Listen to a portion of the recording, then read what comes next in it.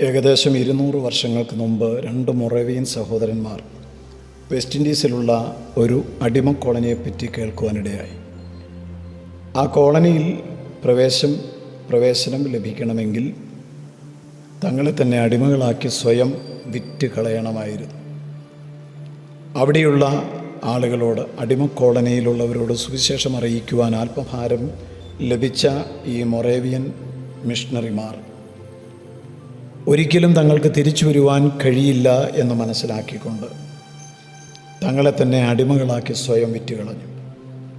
അങ്ങനെ അവർ അടിമ കോളനിയിൽ ചെന്ന് അടിമകളായിട്ട് ജീവിച്ച് സുവിശേഷം പ്രചരിപ്പിച്ചു.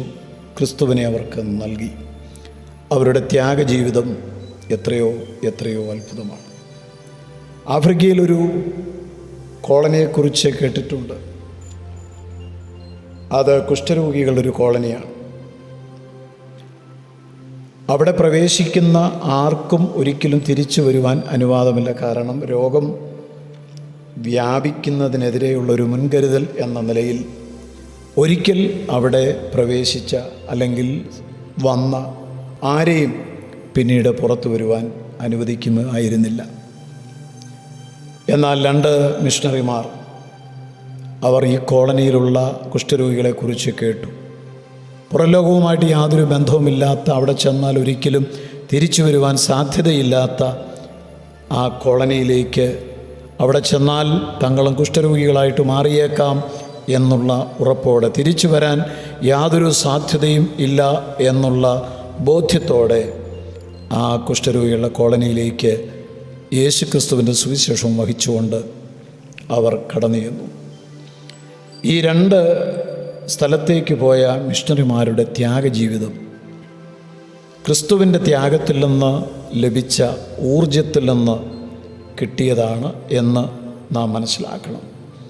ഫിലിപ്പിയ ലേഖനം 3-ാം അധ്യായം 7-ാമത്തെ വാക്യത്തിൽ, എനിക്ക് ലാഭമായിരുന്നതൊക്കെയും ഞാൻ ക്രിസ്തു നിമിത്തം നഷ്ടം എന്നെണ്ണിയിരിക്കുന്നു.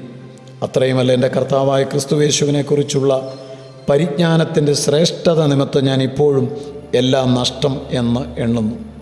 ക്രിസ്തുവിന് വേണ്ടി ഞാൻ എല്ലാ നഷ്ടവും അനുഭവിക്കുകയും ക്രിസ്തുവിനെ നേടേണ്ടതിനും ന്യായപ്രമാണത്തിൽ നിന്നുള്ള എൻ്റെ സ്വന്തം നീതിയല്ല, ക്രിസ്തുവിലുള്ള വിശ്വാസം മൂലം ദൈവം വിശ്വാസത്തിൻ്റെ അടിസ്ഥാനത്തിൽ നൽകുന്ന നീതി തന്നെ ലഭിച്ച് അവനിലിരിക്കേണ്ടതിനും അവൻ്റെ മരണത്തോട് അനുരൂപപ്പെട്ടിട്ട് അവനെയും അവൻ്റെ പുനരുത്ഥാനത്തിൻ്റെ ശക്തിയെയും അവൻ്റെ കഷ്ടാനുഭവങ്ങളുടെ കൂട്ടായ്മയെയും അറിയേണ്ടതിനും, അങ്ങനെ വല്ലവിധേനയും മരിച്ചവരുടെ ഇടയിൽ നിന്നുള്ള പുനരുത്ഥാനം ഞാൻ പ്രാപിക്കേണ്ടതിനും സകലതും ചവറായി കണക്കാക്കുന്നു.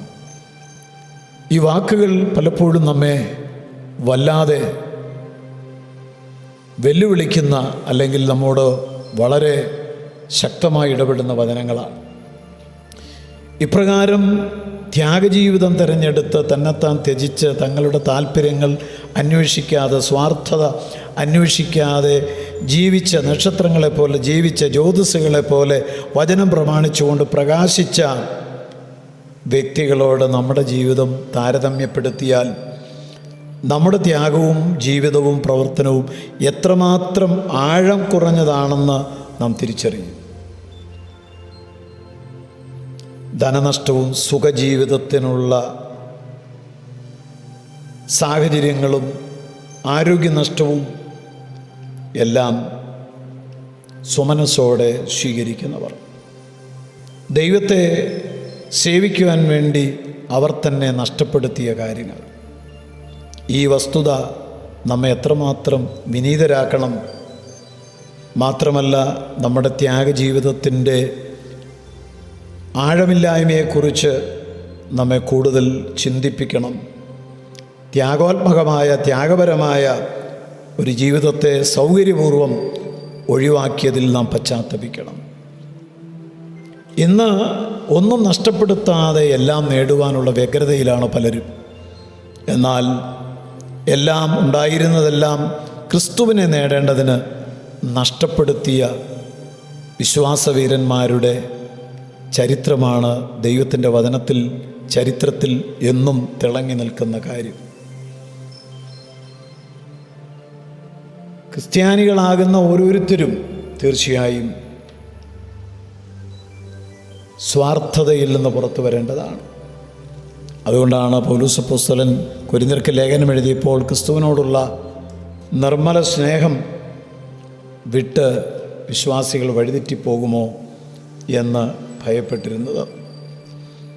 നമുക്കുള്ള സകലതും പരിത്യജിച്ചെങ്കിൽ മാത്രമേ ഏറ്റവും വിലപ്പെട്ട ഒന്ന് സ്വന്തമാക്കുവാൻ സാധിക്കുകയുള്ളൂ എന്ന് കർത്താവ് പറഞ്ഞു. വയലിൽ ഒളിച്ചു വെച്ച നിധിയും മറഞ്ഞിരിക്കുന്ന നിധിയും വിലയേറിയ മുത്ത് അന്വേഷിച്ചത് കണ്ടെത്തിയപ്പോൾ തനിക്കുള്ളതെല്ലാം സകലതും വിറ്റ് വിലയേറിയ മുത്ത് വാങ്ങിയ വ്യാപാരിയും ഒക്കെ ക്രിസ്തുവിൻ്റെ ഉപമകളിൽ പ്രസ്താവിക്കപ്പെട്ടത് വളരെ ശ്രദ്ധേയമാണ്. ഒന്നും നഷ്ടപ്പെടുത്താതെ എല്ലാം നേടാം എന്നുള്ള ചിന്ത സ്വാർത്ഥതയല്ലേ? തീർച്ചയായും യേശു എത്രയോ മാതൃകയാണ് നമുക്ക്.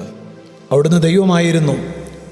ദൈവത്തോടുള്ള സമത്വം മുറുകെ പിടിക്കാതെ തന്നെത്താൻ താഴ്ത്തി വേഷത്തിൽ മനുഷ്യനായി ദാസരൂപത്തിൽ എല്ലാം ത്യജിച്ച് ഈ താണലോകത്തിലേക്ക്, ശപിക്കപ്പെട്ട ലോകത്തിലേക്ക് നമ്മെ തേടി ഇറങ്ങി വന്ന ക്രിസ്തുവിൻ്റെ ത്യാഗം യേശു പറഞ്ഞു, ഒരുവൻ എന്നെ അനുഗമിപ്പാൻ ഇച്ഛിച്ചാൽ അവൻ തന്നെത്താൻ ത്യജിച്ച് തൻ്റെ ക്രൂശെടുത്ത് എന്നെ അനുഗമിക്കട്ടെ.